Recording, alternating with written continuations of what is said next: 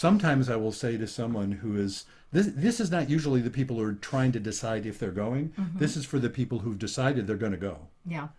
And I'm saying, I will sometimes say, well, one approach is just expect it to suck. And by saying that, and I say that, with a smile, like, well, expect it to suck. Because if you do, expect it to suck, but don't panic about that. In other words, don't go in thinking it's going to be pleasant. You're not doing it because you're thinking it's going to be pleasant. You're doing it because of some value that says, I should show up at this family gathering, even though I know some aspects of it are not going to be pleasant.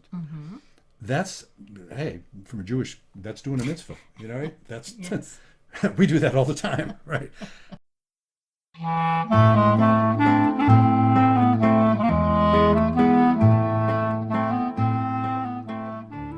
Welcome to Couples Therapy in 7 Words. I am your co-host, Judy Alexander, and I'm here with my husband, Dr. Bruce Chalmer. Well, hello, Judy. Hello, viewers and listeners.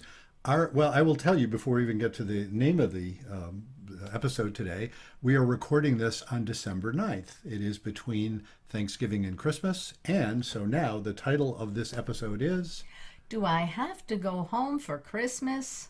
Do I have to go home for Christmas? And that what I hope that title is capturing is an awful lot of stuff I hear in my office around these days from lots of folks. And of course, in including the word Christmas here, we're talking about folks who celebrate Christmas, which, and those of you who know us know that, well, we don't, we're Jewish, but it's, Christmas, as if I had to tell folks this, Christmas turns out to be a great big deal for many, I would dare say the vast majority of the families that I work with. And it's sort of interesting. I suppose I'll unload this part now so we don't have to worry about it. Okay.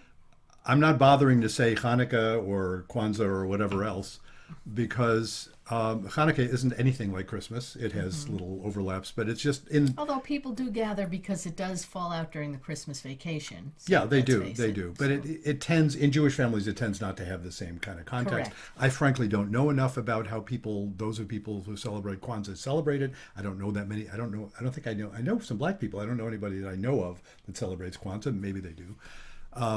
But in any case, we're not worrying about that. We're just talking about Christmas because that's a big deal. Or we can also say holiday gatherings. How about that? We can say holiday gatherings, yeah.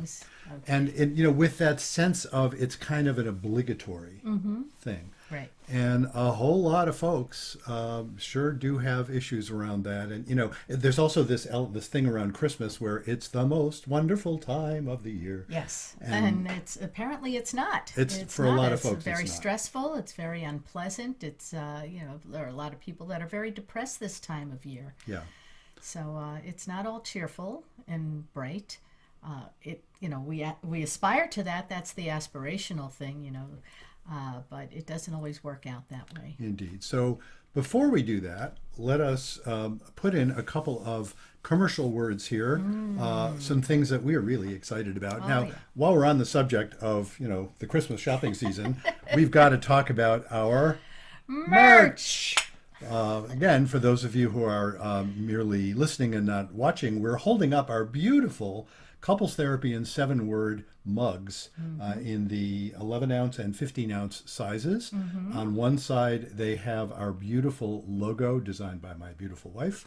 And on the other side, we have the inspiring message, be kind, don't panic, and have faith. The 7 words The referred 7 to. words, which And- is also the 7-word, Couples Therapy in 7 Words. That's That's our website, that's the 7 words. ctn7.com. Exactly. Yes, CTN7, number 7, Right. CTN7.com is how you can find this. And when you go there, you will find there is a shop tab, and that gets you to our store, It's which got all our beautiful merch. It's got the mugs. It's got T-shirt. We even now have tote bags. we have tote bags. We have tote bags with the Couples Therapy in 7 Words logo. And here's a nice segue. A nice segue. We even have mugs and tote bags with the cover of my new book, which is... It's not about communication. Why everything you know about couples therapy is wrong. And, if you are toting around a bag or drinking out of a cup that has this cover on it, it's announcing to folks a couple of things. First of all, I think it's just really a cool cover. It you know, is. it's a nice little great work of art. design. Yeah, it's a great design, and thanks to you for thinking up the idea, and thanks to our book designers who actually did the artwork, because that's not our long suit. But it's kind of it's a neat thing to have, and I think you've mentioned it sort of has a Liechtenstein look about it. Yeah, yeah. You know, if you see that, and it's also the message. It's of course I chose that book title to be a bit provocative. It's not about communication, why everything you know about couples therapy is wrong. What a thing to say. When you read the book, you will discover that the tone of that sounds kind of irreverent, because the tone of the book in some places is pretty irreverent. And I also poke a lot of fun at myself as well as everybody else. And that bit about, you know, everything you know about couples therapy is wrong. You'll see when you read the book, that sounds silly, but I'm claiming it's actually pretty profound. And I even apply it to myself. Everything I know about couples therapy is wrong too. Now, if that, you know, sort of whets your appetite to, or piques your curiosity, I hope you will go and get a hold of the book. It is available in count them, three different formats. It's available in paperback. That's what we were holding up a moment ago. It's available for Kindle, and it is available as an audiobook. And the paperback and the audiobook are currently, as we do this on December 9th, they are ready for you to buy. Yeah. Go to ctn7.com and you'll see there's a books tab that will actually take you over to my website, where you will have buttons you can press to take you to the appropriate places to buy those. If you want to pre-order the Kindle version, you can do that as well. That one is that's the cheapest one. And I would love it if you would just go to that page. First of all, going to that page generates traffic, which apparently affects the algorithm. So please do that anyway, whether or not you buy it. And if you want to spend $2.99 on the book, which it's worth way more than that, but $2.99 on the ebook version, do that too, because you know, $3. $3. Why not? And while you're at it, if you haven't already ordered Reigniting the Spark, Why Stable Relationships Lose Intimacy and How to Get It Back, that too is available. That is also available. That same in all books three tab formats, right? in all three formats, and that same books tab will take you to the pages for those books. So they're all in different places, but you can find them very easily from ctn7.com. It's the books tab in that case. So I think we've covered the commercial portion of our program. So why don't we get into the meat of our program? Let us get into it. Or for the vegetarians out there, the main course. The main course. The main course of our program. Yes. Yeah. So, do I have to go home for Christmas? What do you think about that? I mean, what have you noted in folks? And again, it's not the same for Jewish families, but what have you noted in the many, folks who celebrate Christmas? Well, they're very mixed. Well, for the most part, because I'm not a therapist, so I don't hear all the problems. But I think most of my non-Jewish friends that do go home for Christmas look forward to it. There are, of course, some families where they're not allowed to talk about politics, talk about religion.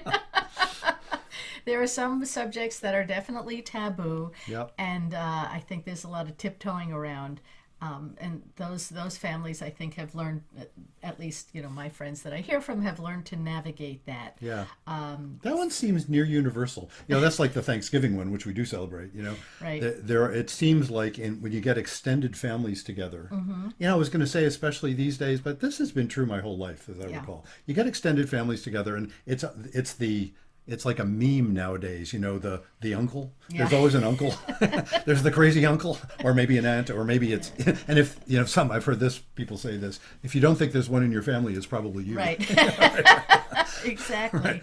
But there's usually one, and everybody has to navigate around that. So, yes, and I think that one's near universal. So what are some of the deeper problems that you hear? Because you're the one that's hearing all those problems. Yeah, the harder ones and the painful ones are the ones where there's a serious family estrangement of some kind, or rupture, or, there actually, I remember hearing a few years ago, some churches started doing what they call Blue Christmas celebrations, or I don't know if they'd call it a celebration, but observances, where usually not too long before Christmas, but sometime in the week or two before Christmas, they'll have a service for people for whom Christmas is not the most wonderful time of the year.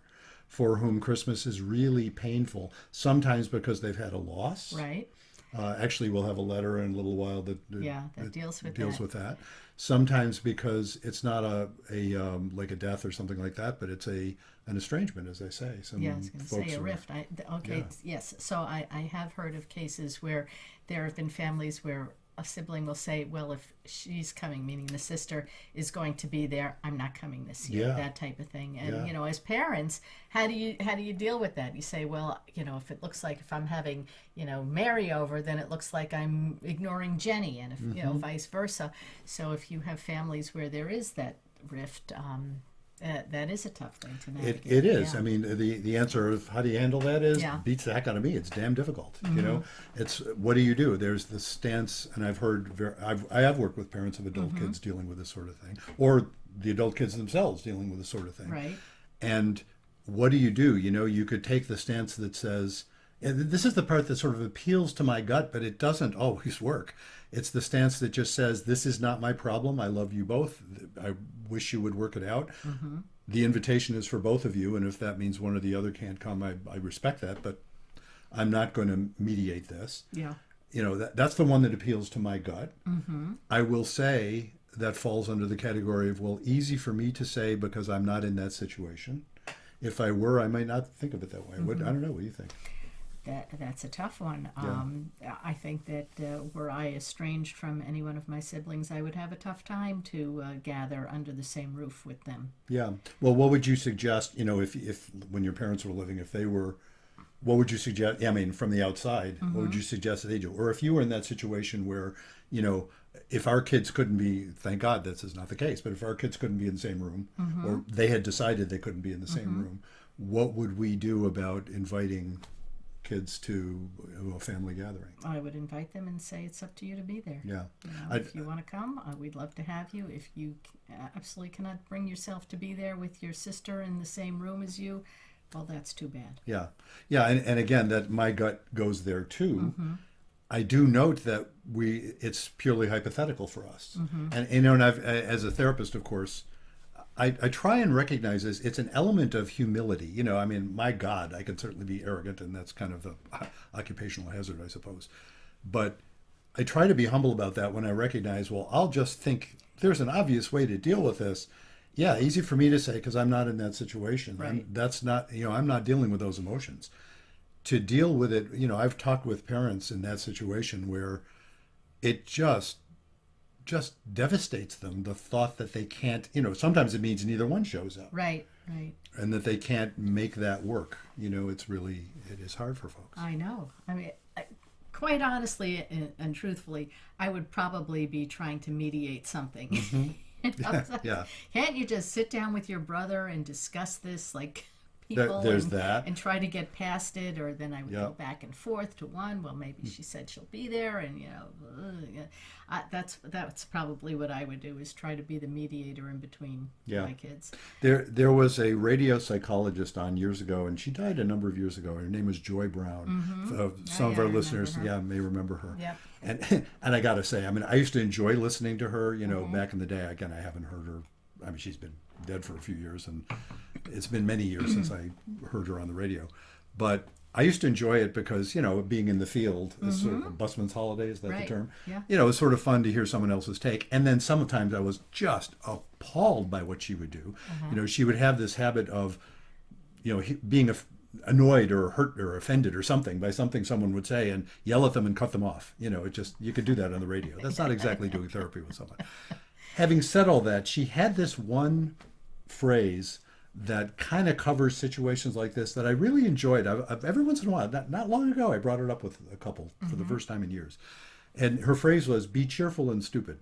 And what she meant by that was if supposedly there's an argument or a rift or an estrangement going on, if you just act as if it weren't, which is to say, be cheerful and stupid, the stupid part being willfully unknow the fact that there's basically just ignore it. Just ignore it. Just that there is this big white elephant in the room that we're not going to talk about. Or it's like the Carl Sandburg quote that said, "Someday they'll give a war and no one will come." Oh, You is know, that Carl Sandburg? I think it's Carl Sandburg. I Okay, could be know wrong. Anyway, that was a big thing in the one of 60s. those, What if yeah. they gave a war and nobody came? And nobody came, Yeah. exactly, yeah. So that concept that, yeah, the estrangement or the argument only exists, and I'm not trivializing it by saying this. It only exists in the minds of the people who are enacting it. Yeah. If you don't enact it, I guess it's not there. That's you've deprived it of its support system. That's not easy, No, no, it's right? not. We are emotional creatures, Uh-huh. but that's another approach sometimes. And I'll tell you another one. And this one is, I'll bet other people say similar things, but I have my favorite way of saying it. Sometimes I will say to someone who is this is not usually the people who are trying to decide if they're going. This is for the people who've decided they're going to go. Yeah. And I'm saying, I will sometimes say, well, one approach is just expect it to suck. And by saying that, and I say that, with a smile, like, well, expect it to suck. Because if you do, expect it to suck, but don't panic about that. In other words, don't go in thinking it's going to be pleasant. You're not doing it because you're thinking it's going to be pleasant. You're doing it because of some value that says, I should show up at this family gathering, even though I know some aspects of it are not going to be pleasant. That's, hey, from a Jewish, that's doing a mitzvah, right? That's, Yes. we do that all the time, right? You're doing something you think is important. And look, it's not just a Jewish thing, obviously. The concept, it's a character thing. The concept of doing something that may indeed involve some unpleasantness, but because it's a higher value. It's like, I'm going to show up at a family event because I think family is important. There's some people at the family event that maybe will be unpleasant for me, and I will just deal with that. So expecting it to suck, you go in with, or that's another one of my favorite catchphrases, delightfully low expectations. Not just, not grudgingly or sullenly low expectations, but delightfully. It's like, Sure. I don't need this to be great. Right. And then often what happens is you discover it's not as bad as you thought it might be. And that actually is an upper. It's really sort of funny. It's like, oh, I thought that was going to be terrible, and it was merely unpleasant. And it's like, oh, cool, I can handle that, and everything relaxes, and that kind of fits in with the cheerful and stupid later. It's like, oh, next time I don't have to worry about it so much. Or, like smile when you get that 10th pair of socks as your gift. Yes, exactly. Yeah, well, yes, exactly. That phenomenon that it gets easier when you have delightfully low expectations. Sometimes that kind of maps onto another related issue that sometimes comes up. What do you do about the first time you're rejoining with folks after a serious rift? And this is not unusual. Again, I'm thinking of several instances of this in the past few months in my practice. A couple is reconciling after a period of separation. They're going to go. Let's say it's the husband had moved out, and now he's moved back in with the wife. They're working. They're working with me. That's all I'm hearing about it, right? And that's going to be the first time they're going to visit the wife's family. During the separation, and perhaps leading up to the separation, the wife had been, of course, not surprisingly, talking with her family. Right. And there's all this worry about, and look, here's a tip, folks. Well, I was going to say, at least until you know you're divorcing, don't mean-mouth your spouse to your family. Right? You can talk about how difficult things are, but if you think you might get back together, that's a bad plan. And look, the reason I sort of said, well, it's not just that.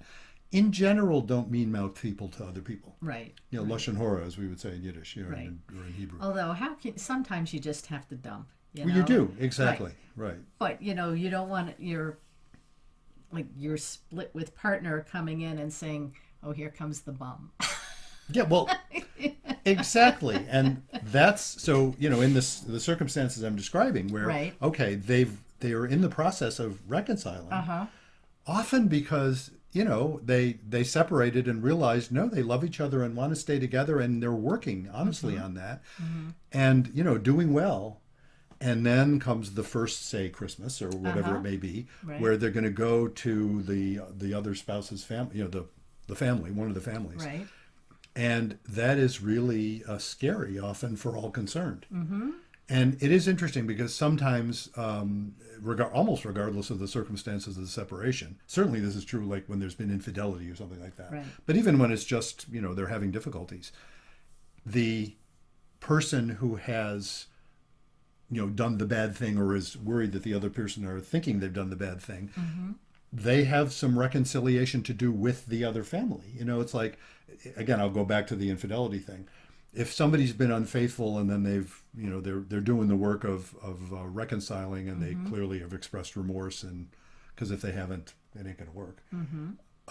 They not only hurt their spouse, they hurt their spouse's family. Sure. And they recognize that often. Yeah. And so there are some personal relationships there that need to be addressed, and that's often awkward. Yeah.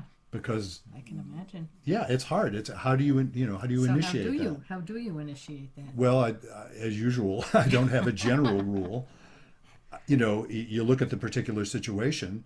Sometimes the thing that someone can do is, contact the father-in-law, mother-in-law, or brothers, sisters-in-law, whatever, and have conversations and say, look, I want to talk to you. It's rather similar. So you mean to contact them before the holiday? Yeah, before the holiday, or when the time comes to reconcile. Right. This reminds me of the 12-step making amends thing. It's like, hey, I need to talk to you and tell you how sorry I am that I caused all this pain. That's when it's somebody did the bad thing. Right. Other times it's not somebody did the bad thing, but the worry is they think, let's say it's the husband that left or something. It was the husband's initiation, let's say, because I can go either way. But let's say the husband initiated the separation, thereby causing a lot of pain to the family. Sure. But didn't do anything wrong. Do you know what I'm saying? It's like, no, he was thinking this just isn't working. Right. And, I'm glad we live in a culture where that is an option, even though it's a painful one. And so he's got some work to do, or with the family, but he's not going to go and apologize for being who he is. He didn't do anything that he considers morally wrong. Maybe they think otherwise. They've typically only heard his wife's side of the story. Right.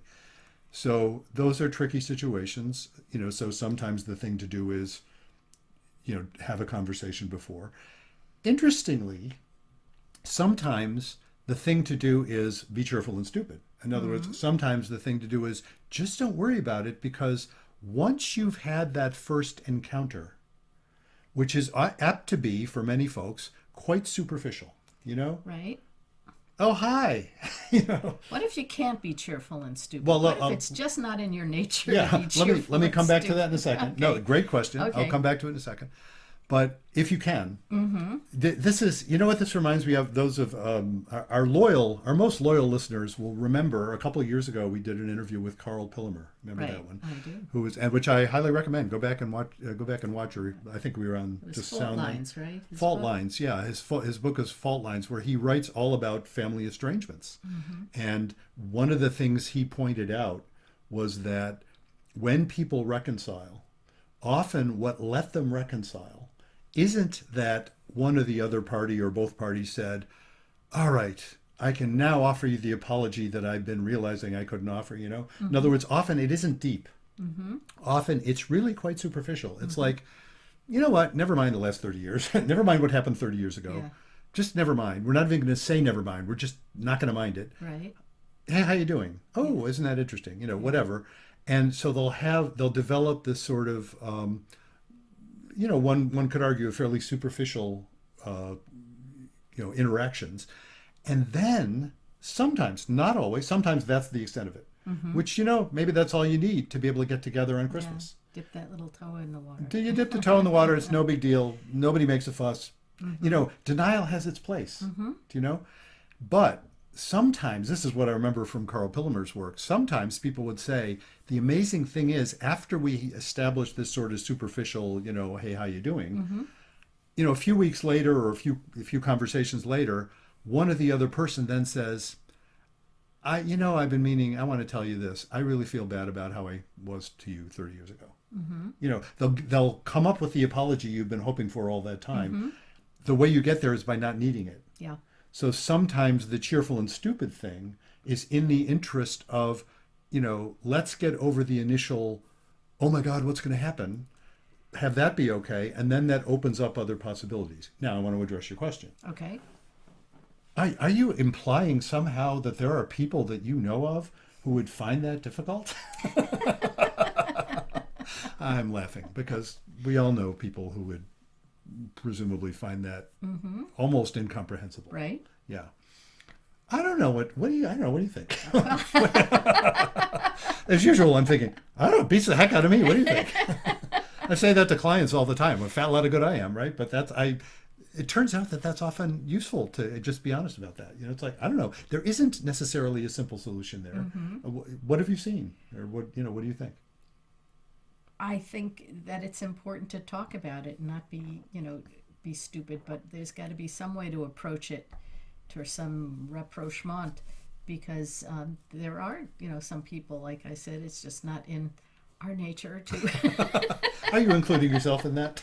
I am including myself in that. Yeah. To just be stupid and let things, because it would just kind of fester. Yeah. No, I hear you. And the thing is, that will work with other folks like you who actually want to hear the other person. Do you know what I mean? When you say you want to have a conversation, and this is because I know you in other ways, you really mean that. Yeah. You're not saying I want to yell at you and get you to say you're sorry. Right. You're saying this has been painful. Let's talk about it. Yeah.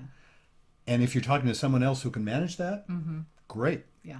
But yes, I know that there are people that cannot manage that and would just totally not even show up. Yeah. And there are those families, and perhaps you have some familiarity with these extended families, where they will have... Make me do a spit take.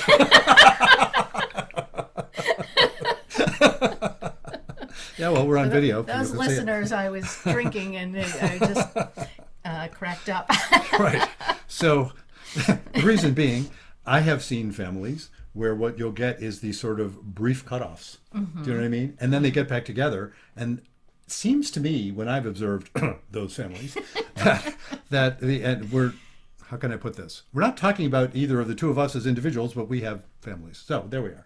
I've seen that happen where there'll be this cutoff for, a few weeks. Right. And I don't recall when I've seen those situations develop that when they get back together, which usually is just around, here comes the next holiday or something, Right. that there's been much in the way of reconciliation. I don't think they've talked about it at all. I think they've just moved on. Right. And not moved on in the sense that then it won't happen again, because it keeps happening. Right. They're still really reactive. Yeah.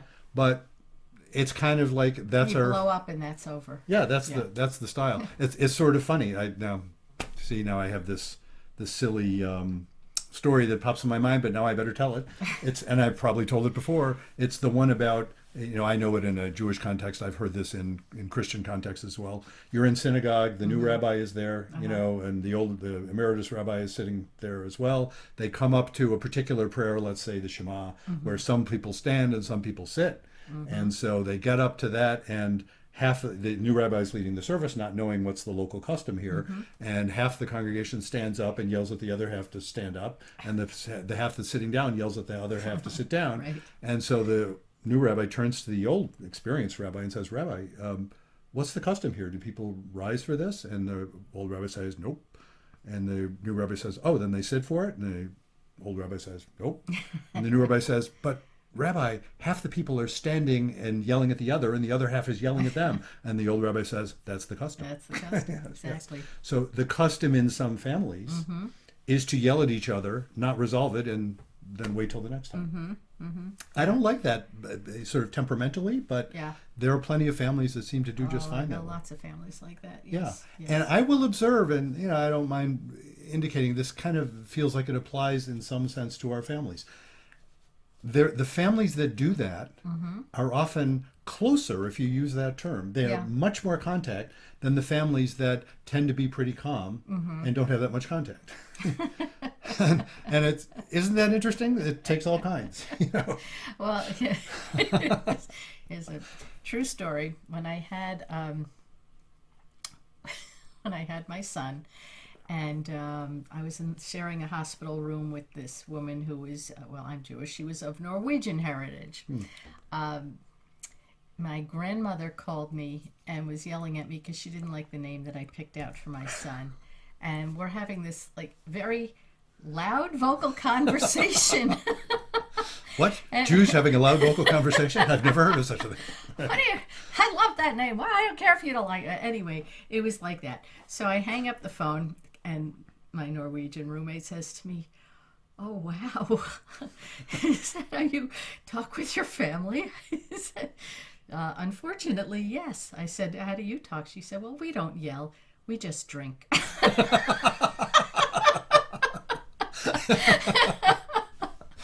Yeah, we all have our ways That totally of cracked me managing up. the stress. Yeah, That's so right. yeah, in my family, we didn't drink, we just yell, and Yeah, you know, yeah, you get it out. yeah, And then, like you said, you move on. So yeah. But it's just interesting because you move on, but a lot of stuff is still sitting there waiting to get triggered. right. And look, that kind of situation, those kind of getting mad and then getting over it, are not the same thing as the ones where there is some really serious deep rift. You know, it's like, oh my God, you're someone I don't know that I can even trust at all. Yeah. You know, it's often like around things like inheritances or businesses. Um, Sometimes even worse, it's things like, sexual abuse Yeah. or allegations Yes. of sexual abuse Yes. or things of that sort. I have worked with numbers of folks over the years who were sexually abused as children or otherwise abused as children who nevertheless maintain relationships with the parents who abused them Wow. as adults, which I completely respect. I mean, far be it for me to judge it one way or the other. Do you know what I mean? I've known others who have said, no, I can't, I want nothing to do with that person. Yeah. But I've known numbers of times where it might be a parent, it might be a sibling, Yeah. where they're faced with this kind of dilemma at Christmas time. All right, brother's going to be the brother who sexually abused me and never acknowledged it is going to be there, and maybe he sexually abused me when I was 14 or when he was 14 or whatever, which again, doesn't excuse it. But, now he's 73, Yeah. literally, or now he's, 40. Right. And I don't want to be estranged from my family. And if I bring it up, everything goes to hell. Right. Because when I told my parents about it, goes the story, they didn't believe me, Right. or they did believe me, but they don't want to they don't cut want him to out. cut him out, and Right. it's a mess. Right. Or, oh, it happened so long ago. Why are you bringing this up now? That Yeah, type of thing. I've exactly. heard that too. Yeah, yeah. Yeah. Yeah. Yeah. So Yeah, that's a tough one. there's a lot of tough things. Would this be a good time for us to go to I our think this would be a good questions, or- time for our listener letter. Okay, this one comes from Lexi, and she writes, Dear Bruce and Judy, I'm a 36-year-old woman married to JT for 5 years. 6 months ago, my only brother, Brandon, died of a drug overdose. It has shattered my family. Since JT and I got together 8 years ago, we have been alternating whose family we go to for Christmas since our families live in different states. This year was supposed to be my family's year, but my parents are too depressed to make Christmas. I offered to come and make it or just be with them, and they told me not to come. It's too hard right now. After much thought, I decided to abide by their wishes and not just show up. It really pains me because I thought it would do me good to be able to talk about Brandon and share stories, but I see they're not ready to do that. JT said that since we weren't going to my family, we should go to his, that being surrounded by family would do me good. Normally, I would say it would do me good, but there are a few factors. One, I kind of got adjusted to the idea of spending some quiet time alone with just JT.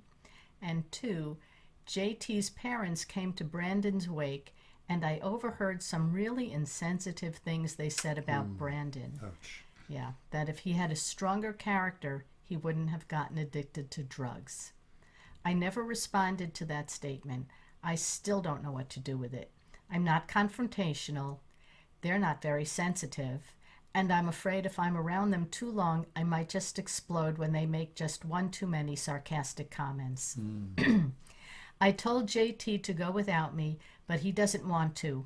It's the one time his brothers and sisters all get together. I can tell he really wants to go, but I'm afraid I'm just not ready until I can deal with their nasty comments. Should I stay or should I go? Oh, wow. My first thought is just my heart goes out to Yeah, Lexi. I know, What Lexi. We're really sorry about Yeah, the loss yeah. of your brother. That's really tough thing to deal with. Yeah. On top of everything else. And it's interesting in looking at this because I read it before and now I'm hearing you read it out loud. JT's a pretty good guy. You know what I mean? She's not thinking her husband's a bad No, person no, at no, all. not at all. She's presenting him as a really quite a considerate husband, which I Mm-hmm. think is important too. I'm Right. glad to hear that. Mm-hmm. But this is so hard on many levels, isn't it? Yes, it is. I Yeah. don't even know where to start to unpack this. Yeah. Well, you were talking about earlier when we were talking about like if there's been a separation of some sort, and maybe that partner should have some type of conversation or write a letter in advance. That seems like it might be a place to start. Yeah, I don't know. So let me yeah, maybe. Yeah. Certainly. Let me Because when she you talk has to about deal with unpacking that it. comment. She That's does. really what's That's where I want to start. That's a Okay. great place to start. Yeah, yeah. Because when you say she has to deal with a comment, well, she has to deal with it somehow. right. But what does dealing with it mean? You I know, don't know. she said she overheard, and the fact that she overheard it, again, I'm not trying to say people should be saying insensitive things at wakes. Of course not. But the fact that she overheard it means it wasn't said directly to her. Right. And the context is not clear, and I'm just going to assume it's not clear to her. Maybe she thinks it is, but it's not. People move their mouths sometimes and bad stuff comes out. And this is one of those circumstances where if she could just somehow not go there, it's not about that. This is one of those things where I like to invoke that recognition that we're all multiple people, the same people who are thinking, oh, if he had been whatever they said, if he had been stronger character, he wouldn't have been addicted. Right. Those same people, when they're talking to his sister, or even had they been talking to him when he was alive, might have proven to be really empathic and sympathetic. That they might well say, oh my God, that's such an awful loss, and tell stories about, oh my God, I know how hard addiction can be. Some of those people saying that, even though this sounds amazing to say, but it's definitely true. Some of the people saying that might be addicts themselves, who might know be. better. They You know what I might mean? be. You're right. And they're saying it in whatever context. Sometimes they may be addicts themselves who haven't really acknowledged it. This is like the closeted gay congressperson who's constantly bashing gay people. Right. There's some of laws that, against them. and passing laws against it, and then come to find out, oh, you just were afraid to be outed yourself. There's and again, it isn't necessarily that. It's just so hard to go there. I don't know that leading with that does much good. I think if she was actually able to experience the side of them that is perhaps supportive and empathetic, because look, they showed up at the wake. That says something. They clearly care about her. Yeah. That might, so I think if I were working with this couple or working with her, I would be working first on her being able to put the sort of comment she heard in context. It's also associated with her own pain and her own probably anger at her brother, because that is almost always there in a situation like this. In addition to the pain, in addition to she's part of her is blaming him too. Sure. Whether it's fair or not is not the point. Look, part of us blames someone for dying, even though they die of something they had absolutely no way they could have done anything about. It's like, how dare you abandon me by dying? There's that. Yeah. And so if she can process some of that herself, this is one of those times where I would be thinking, look, and it might be this Christmas, but whenever the next time is she goes, because there's going to be a first time she goes and sees Right. them, this is where I would be thinking, no, you don't need to lead with that. Go reestablish your relationship. And she didn't do anything to them. She feels like they did something to her, but I would invite her to. Yeah, but it's gnawing at her. It This is gnawing like at 6 her. months. She hasn't said anything. She doesn't know how to unpack this unkind comment. Yeah. And she's going to have to, like you said, she's going to have to see them sooner or later. But Yeah. maybe she doesn't want to see them while all the family is there, so that she gets into a confrontation. Yeah. And people are taking sides. So It- I don't know. What do you do? Well, and so let's look at the other side, which Okay. certainly makes sense too.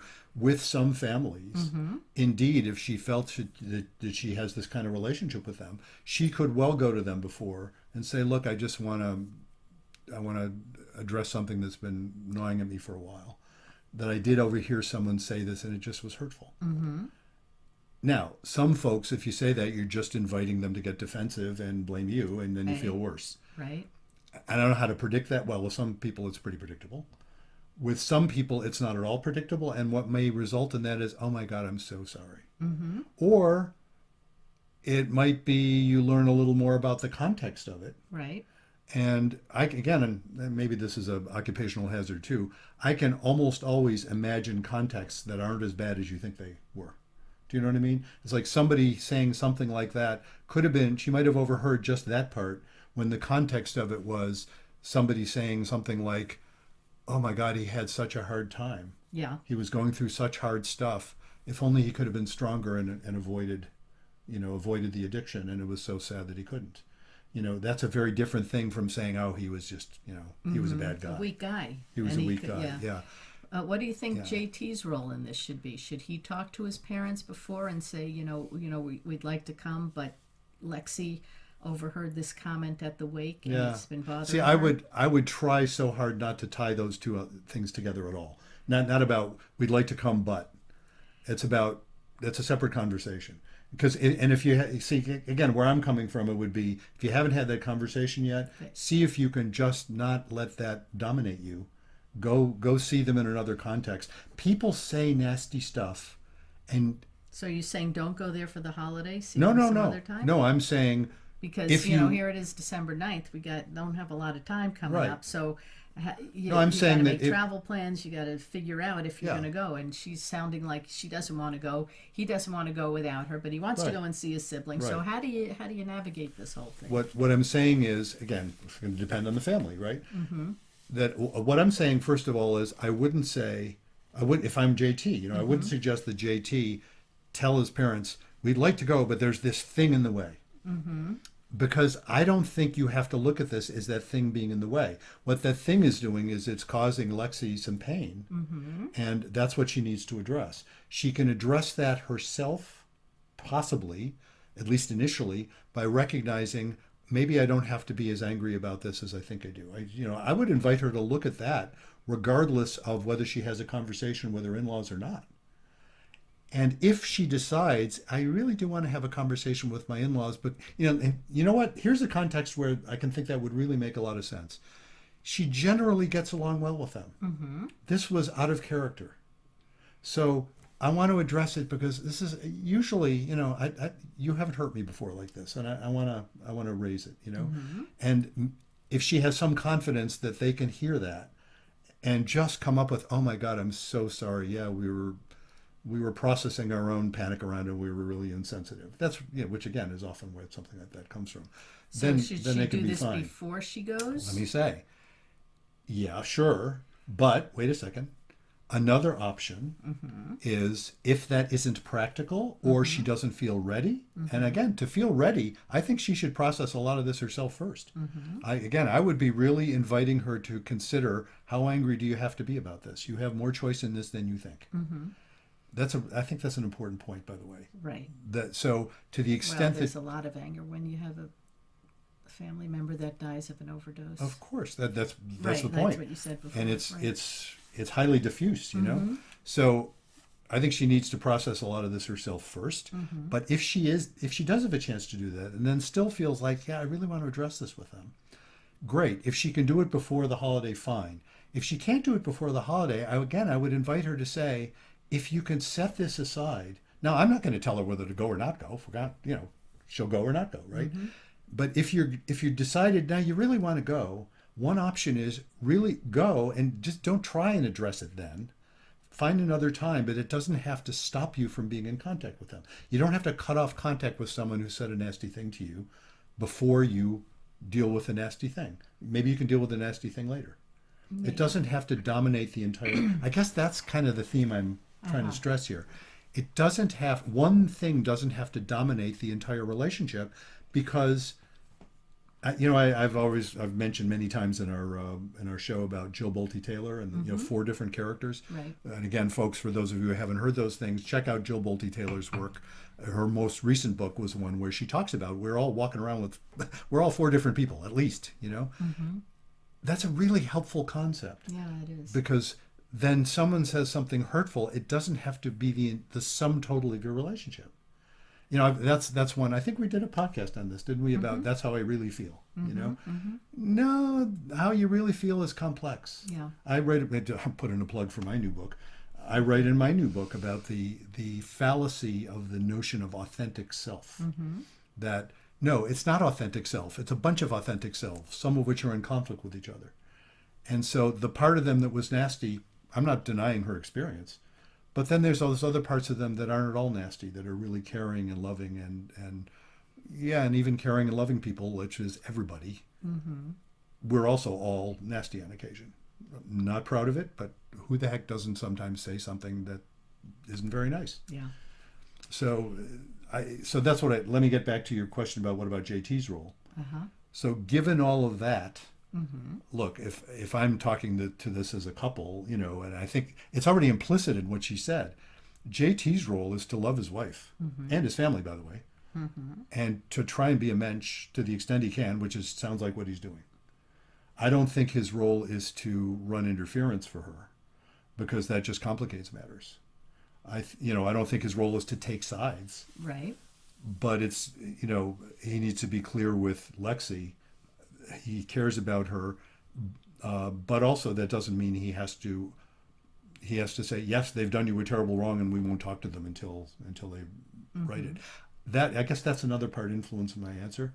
I have seen, getting back to Carl Pillemer, I've seen so many families where somebody does something that is hurtful, and that completely defines the relationship to the extent that they are then cut off. Yeah. And there's that rigidity about, I can't talk to them until I acknowledge what they did was wrong and apologize, and you're just stabbing yourself in the back. Yeah. Well, I don't get that impression here. No, I don't either.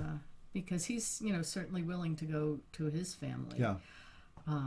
But he also doesn't want to go without her. He doesn't want to go without her. And which again, I hear that as caring. It's like, because he could, she's saying do that. Right. He could say, well, I really do want to see my brothers and sisters. I understand why you don't want to. So, hey, you'll be fine.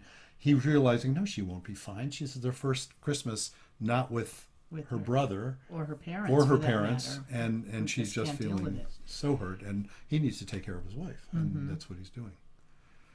So, wow, tough situation, Lexi. I hope what you can do is, as I say, start by trying to find some perspective for the nasty things they said. I'm not excusing it. You know what I mean? I'm not saying, oh, don't worry about it. I'm saying it's not the whole thing. It's not your whole relationship. It's, it's sad, but if you can make that not be the issue about whether you go or not, maybe then you will decide to go, and what you were thinking, what your husband is thinking about, that it might be nice for you to go and be with some family. You might discover a lot of people are very loving and caring for you there. Right, and he's got brothers and sisters, so, I find, seek out and spend your time with with your brothers-in-laws and sisters-in-laws. Yeah. Sisters-in-law, brothers-in-law. It's so interesting. I just I sort of implied this before, but I'm just thinking about conversations I've had with folks where they're dealing with a family member who's a drug addict and sometimes has died of it, and they all say nasty stuff. I mean, it depends on the context. You know what I mean? They all say angry stuff. Right, and I think and.